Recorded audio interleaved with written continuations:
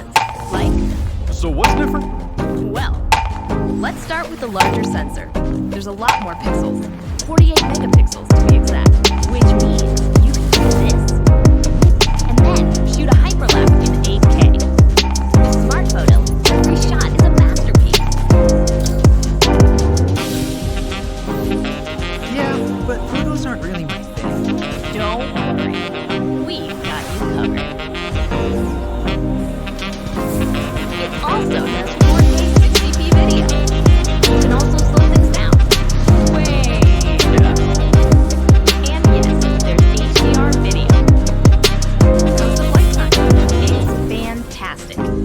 You're looking at up to 34 minutes in the air, a new record for the Mavic series. We've added OcuSync 2.0, so you can fly longer and see clearer. Sounds like a great part. That's where Focus Track comes in, so you can fly like a pro. Or just press a button. Here's the best part. Automatic obstacle avoidance. Okay, but what do I do with all these shots? Here's an idea.